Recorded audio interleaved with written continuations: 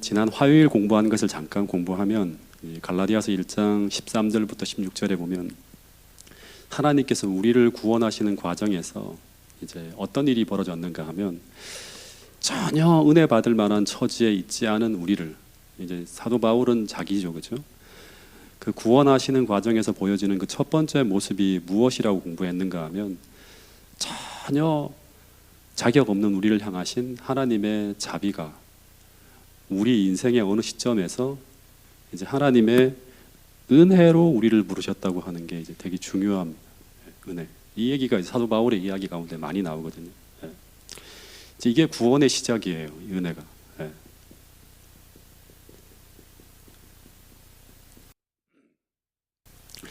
그러니까 우리를 향하신 하나님의 자비와 그리고 하나님의 사랑으로 해서 만들어진 이 하나님의 은혜가 바로 우리의 구원의 시작점이라고 하는 거예요.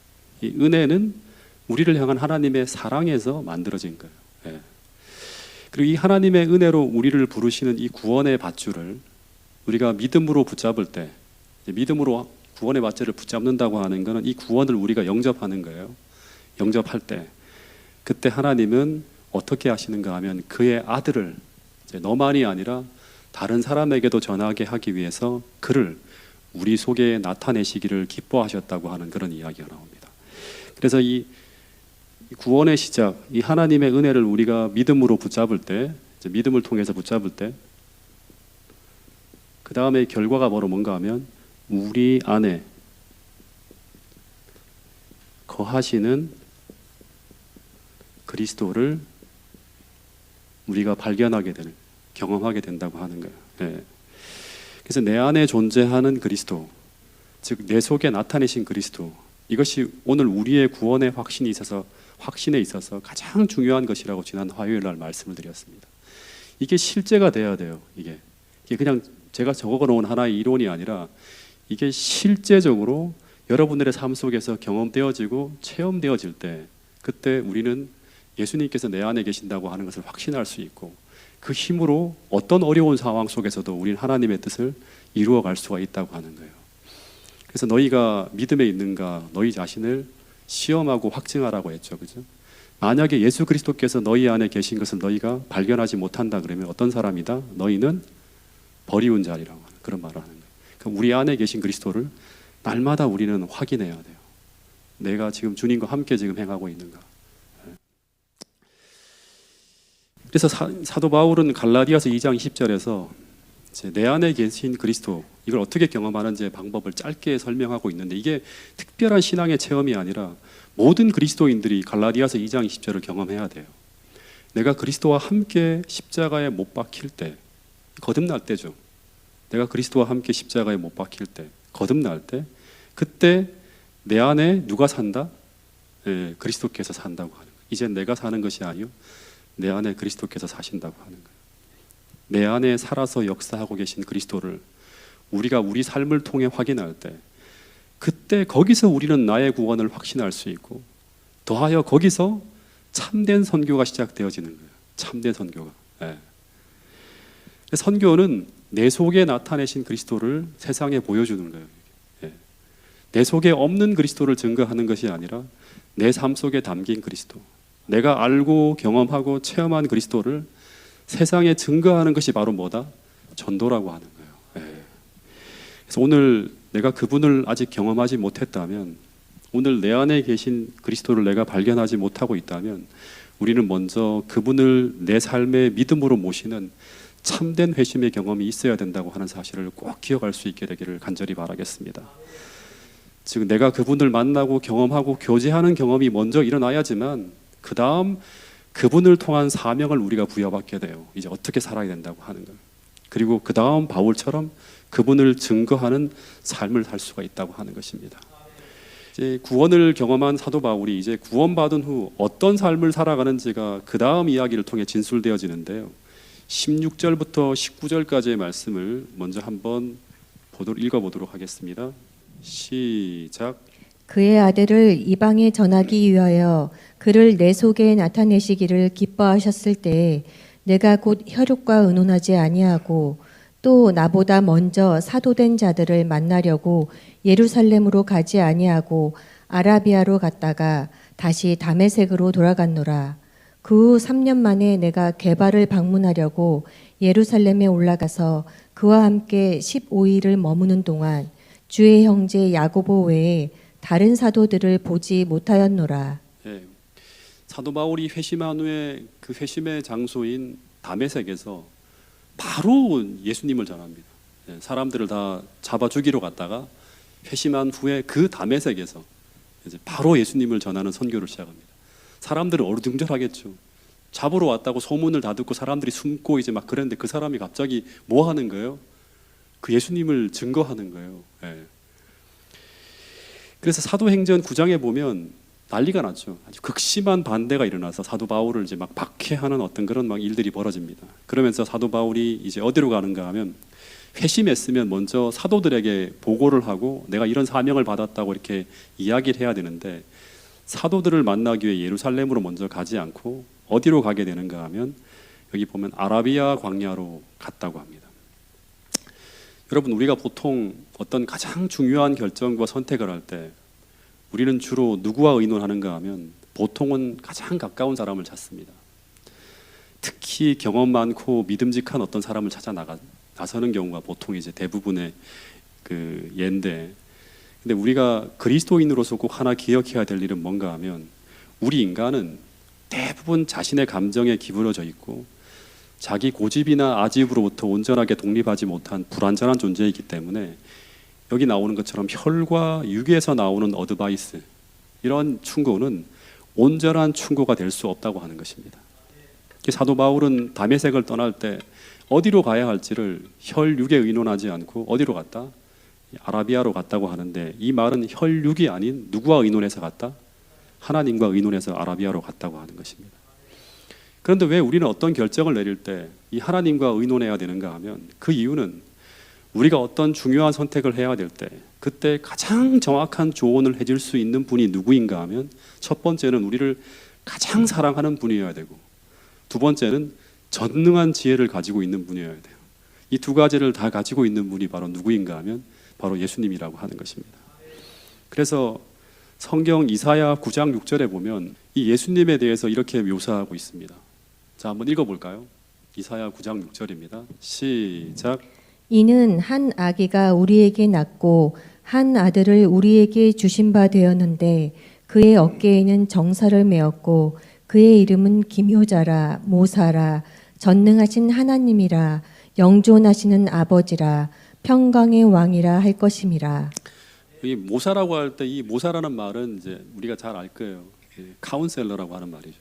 그러니까 예수님은 이 땅에 인간으로 오신 예수님은 어떤 분인가 하면 전능하신 하나님이고 영원히 존재하는 우리의 아버지이고 그리고 우리를 평강으로 인도하시는 그런 분인데, 근데 그분이 바로 우리에게 실패하지 않는 조언을 해주실 수 있는 우리의 조언자라고 이야기하고 있는 것입니다. 이런 엄청난 분이 누구다? 우리의 조언자라고 하는, 우리 곁에서 도울 수 있는 보혜사라고 하는 거예요. 그래서 잠언 3장 5절에 보면 솔로몬은 어떤 이야기를 하는가 하면 너는 인생의 실패를 경험하지 않기 위해 어떻게 해야 되는가 하면 마음을 다하여 여호와를 의뢰하고 너가 가지고 있는 그 명철을 의지하지 말라고까지 이야기하고 있는 것입니다. 여러분, 우리에게는 하나님의 말씀이 있고 날마다 우리를 교훈하시는 성령님이 계시기 때문에 우리는 먼저 다른 어떤 것보다도 하나님을 의뢰하고 그 하나님을 의지하여 선택하고 결정하는 지혜로운 사람이 되어야 한다고 하는 것입니다. 이게 잠언서에 계속 나오는 이야기예요. 그리고 그렇게만 살아갈 수 있다면 우리는 인생의 수많은 실패로부터 우리는 우리 자신을 지킬 수 있고 하나님의 뜻대로 걸어갈 수 있는 무한한 지혜를 얻을 수 있다고 하는 것입니다.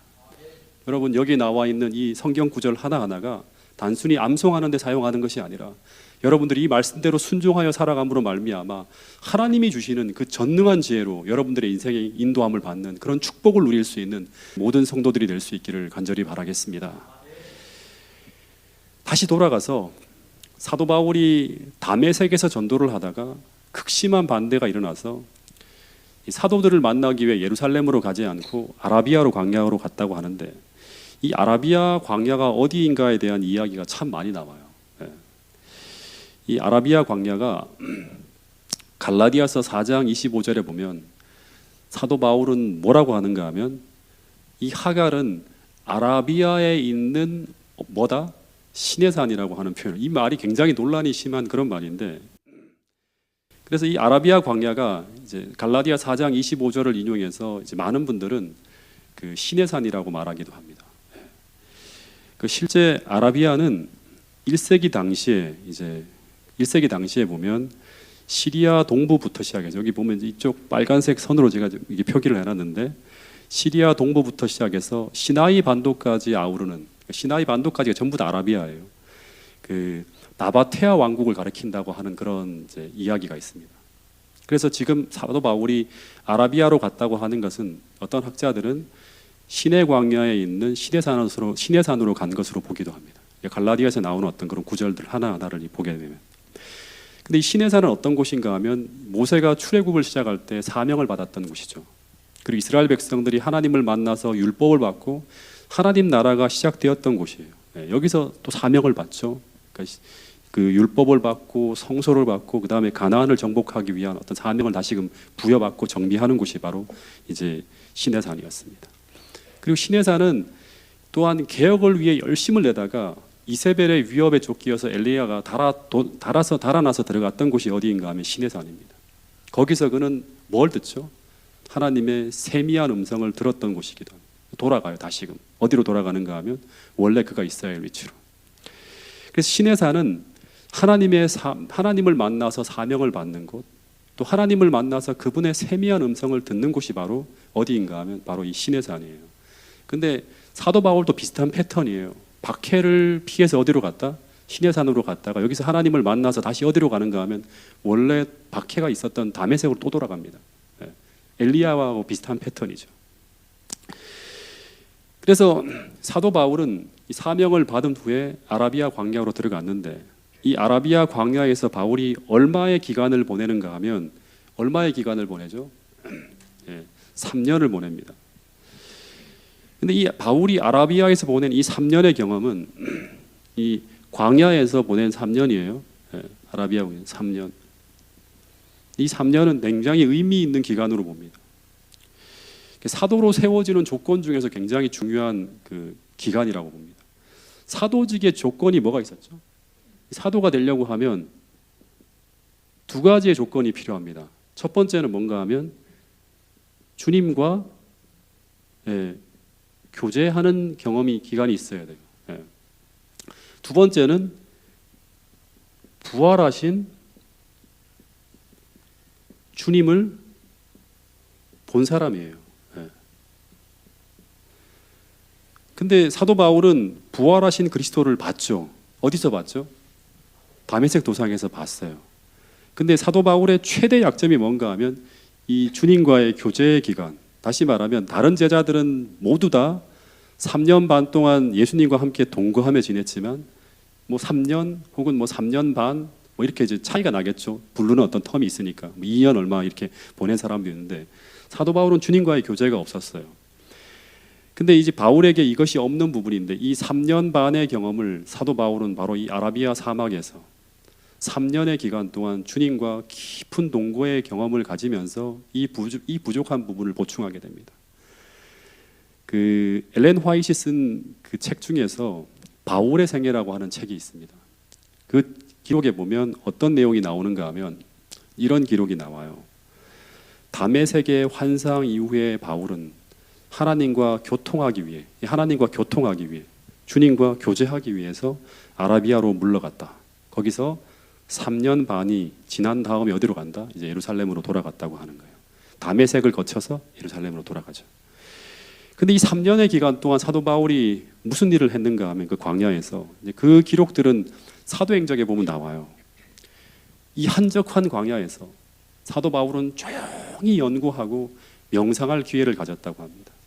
그는 그의 과거의 경험을 조용하게 회고하면서 완전히 회개합니다. 주님을 만나면 우리는 회개하게 돼요. 나의 실체를 보면서. 그는 그의 회개가 간합되어 그의 죄가 용서받았음을 알 때까지 얼마나 회개했을까요? 네. 고린도 후서에 보면 나오죠, 그죠? 막 너무 분하고 너무 원통하고 과거의 모든 부분들을 하나하나 철저하게 회개해요. 그래서 그의 회개가 간합되어 그의 죄가 용서받았음을 알 때까지 마음을 다하여 쉬지 아니하고 하나님을 찾았다. 그는 예수께서 장차 그의 봉사에 그와 함께 하신다는 보증을 얻기를 갈망하였다. 이 보증을 얻기 위해서 어떻게 해야 돼? 내가 철저히 회개하고 주님과 하나가 되어야 돼요. 그 갈망을 가지고 계속 이 광야에서 기도하는 거예요. 그는 이제까지 그의 생애를 형성하였던 편견과 유전에서 벗어나 빈 마음으로 진리의 근원 되신 분에게서 교훈을 받았다. 예수께서는 그와 교제하시고 그의 신앙을 굳게 세우시며 그에게 풍성한 지혜와 은혜를 주셨다.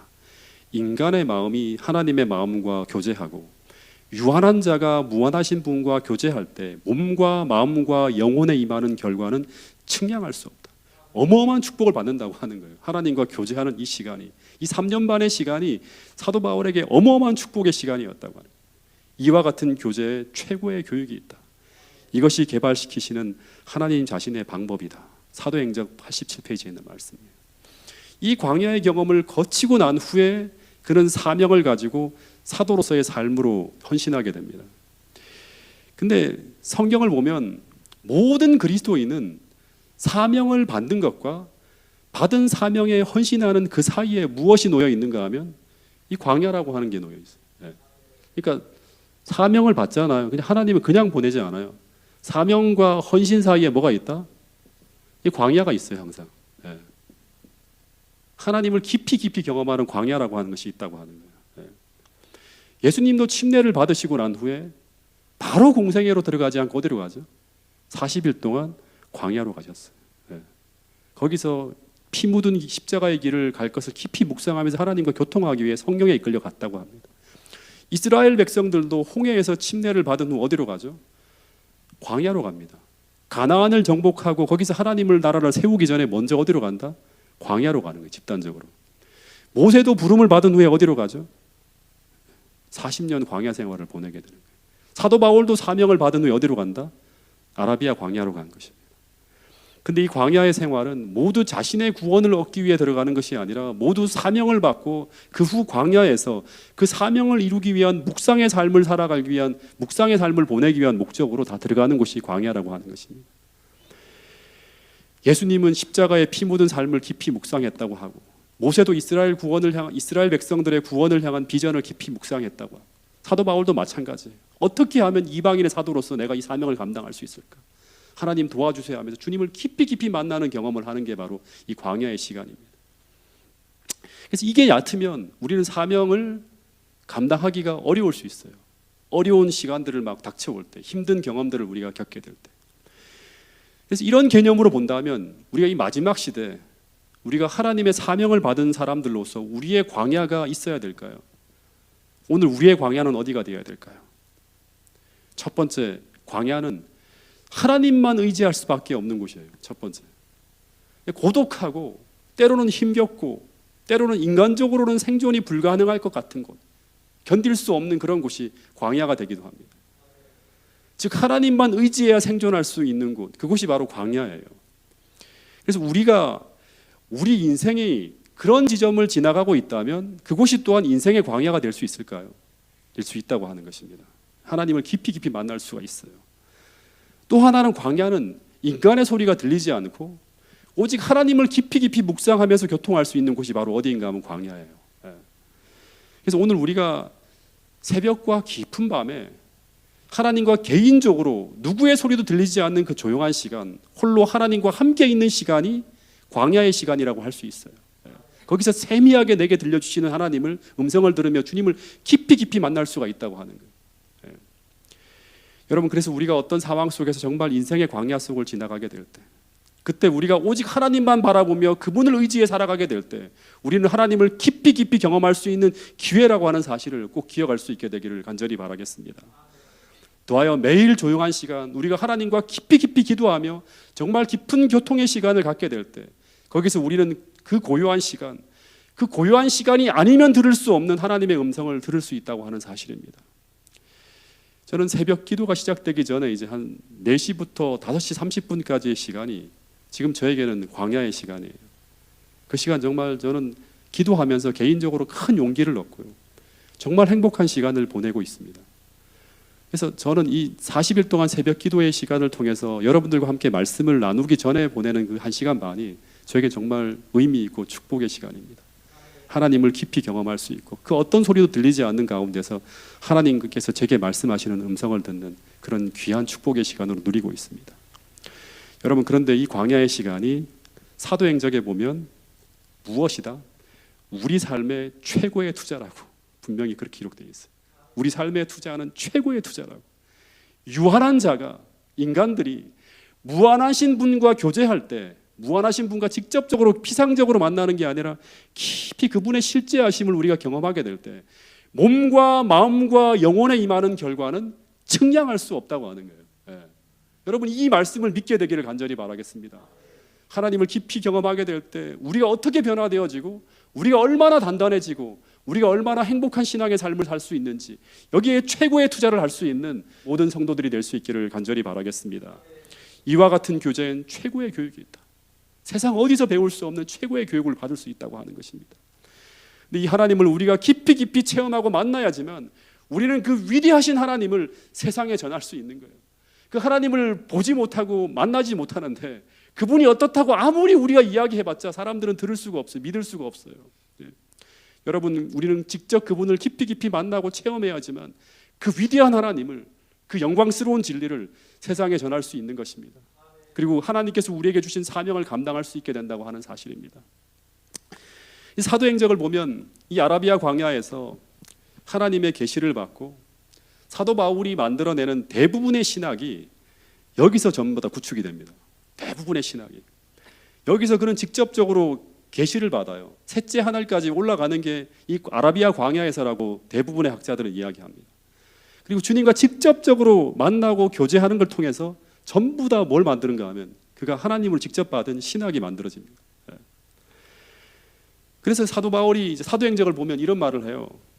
내가 예수 그리스도와 그의 십자가에 못 박히신 것 외에 아무것도 알지 아니하기로 작정하였다는 이 고백이 탄생한 곳이 어딘가 하면 광야예요. 아라비아 광야예요. 사도행적에 보면 그런 말이 나와요. 그리고 복음을 전파하되 말의 지혜로 아니하고 다만 성령의 나타남과 능력으로 하며, 그리고 사도 바울이 그의 봉사를 마칠 때까지 내게 사는 것이 내가 아니라 누구다? 내 자아가 아니라 누구다? 그리스도라고. 내 자아가 내 속에서 나를 이끌고 가는 게 아니라 예수님이 나를 이끌고 간다고 하는 이런 모든 선언, 이런 모든 신앙의 기초와 신학의 기초 전부 다 이 광야에서 놓여졌다고 사도행적엔 기록하고 있습니다. 이런 말씀이 있어요. 바울은 그의 봉사를 마칠 때까지 그의 지혜와 힘의 근원을 결코 잃어버리지 않았다. 언제나 여러 해가 지난 후에도 여전히 사도 바울은 어떤 얘기를 한다? 내게 사는 것이 그리스도라. 이런 이야기를 한대요. 그래서 바울은 이 광야에서 모든 것을 배우고 난 후에 아라비아에서 다시 다메섹으로 돌아가서 예수의 이름으로 담대히 복음을 전하였다고 이 사도행적에 나와 있습니다.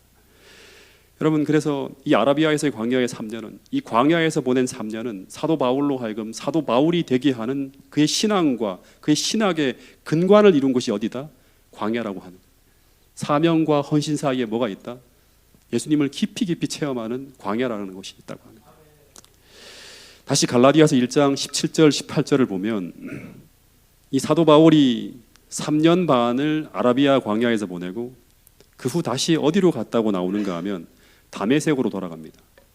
그러니까 다메섹에서 회심을 하고 난 후에 그 다음에 다시 어디로 간다? 아라비아 광야로 갔다가 다시 간 곳이 어디다? 다시 다메섹입니다.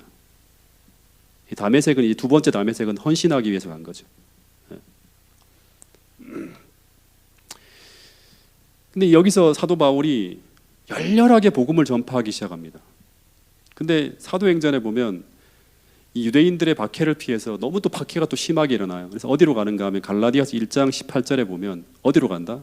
다메섹으로 돌아갔다가 다시 어디로 간다? 예루살렘으로 방문합니다. 근데 이 예루살렘을 이제 처음으로 방문하게 되는 방문의 목적은 무엇인가 하면 게바를 만나기 위한 것이라고 합니다. 이 게바는 누구죠? 네, 베드로입니다. 그래서 바울은 여기서 이 예루살렘에서 15일간을 머무는데, 근데 사도 바울이 다른 사도들은 보지 못하고 오직 베드로와 야고보만을 만나고 돌아왔다고 합니다. 근데 여기 보면 야고보를 누구라고 하는가 하면 주의 형제 야고보라고 하죠. 이 15일 동안 예루살렘에서 머무는데 그 기간 동안 주의 형제 야고보 외에 다른 사도들을 보지 못하였노라 하니까 베드로하고 주의 형제 야고보만 보고 오는 거예요. 근데 이 야고보는 사도 야고보가 아니라 주의 형제, 다시 말하면 예수님의 형인 야고보입니다. 사도행전에 보면 사도행전 15장에 나오는 예루살렘 총회 의장, 그리고 사도 야고보는 사도행전 12장에서 이미 죽었어요. 그래서 이 사람은 주의 형제라고 하는 거예요.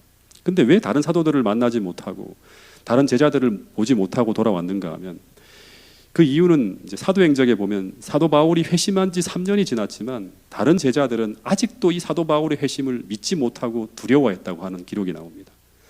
3년이 지나도 여전히 이 사도 바울에게는 다가갈 수 없을 만큼 이 바울의 회심을 믿지 못할 정도로 사도 바울의 이전의 삶이 어땠다? 악했다고 하는 거예요.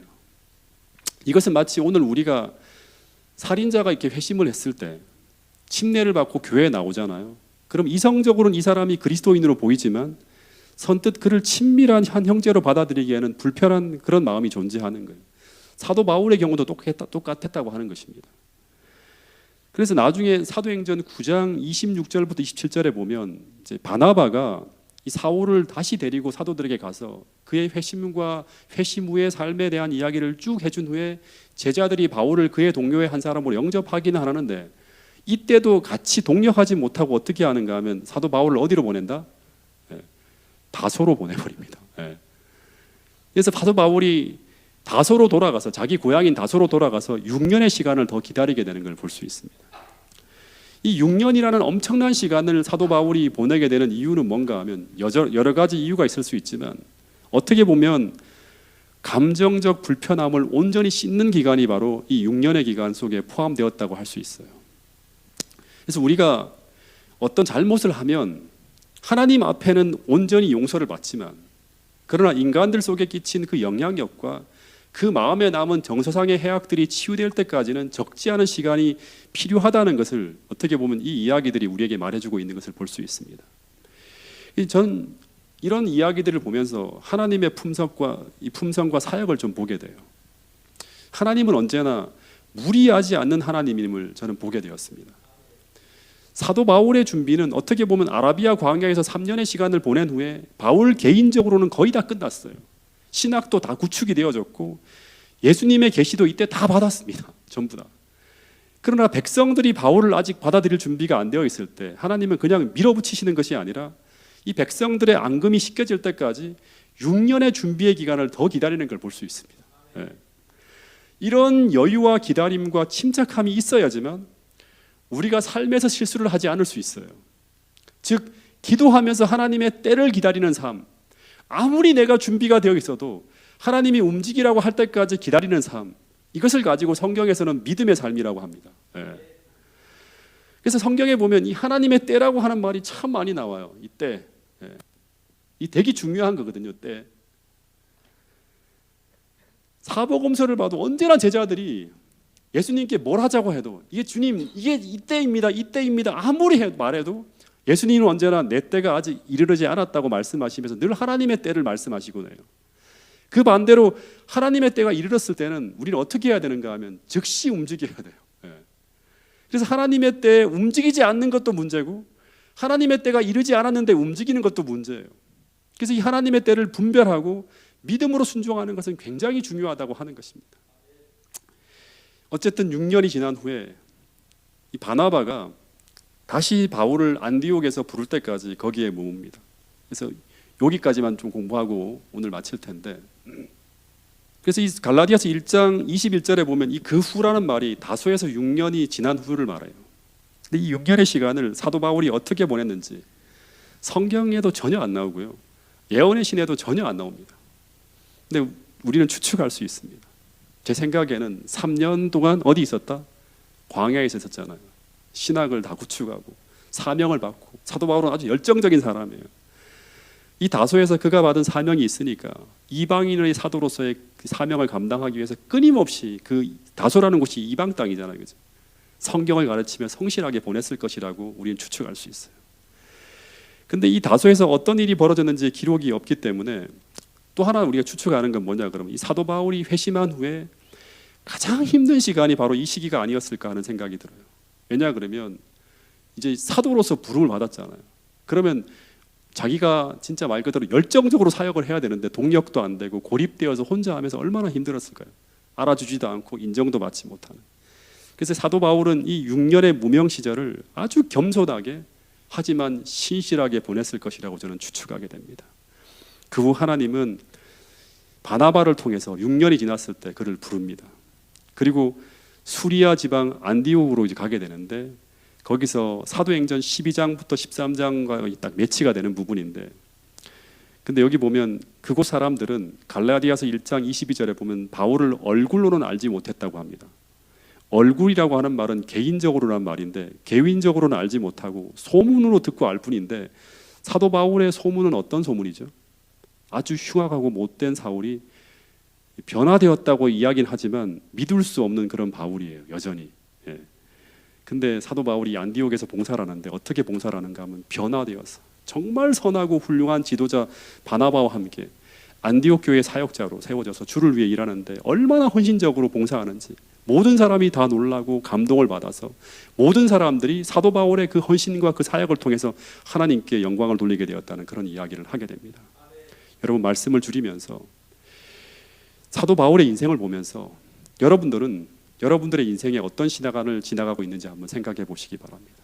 다메섹의 시간, 아라비아 광야의 시간, 다소의 시간, 혹은 안디옥에서의 사역의 시간, 우리가 어떤 시간을 지나가든 다 하나님과 함께하는 시간임을 여러분 잊지 않게 되기를 간절히 바라겠습니다.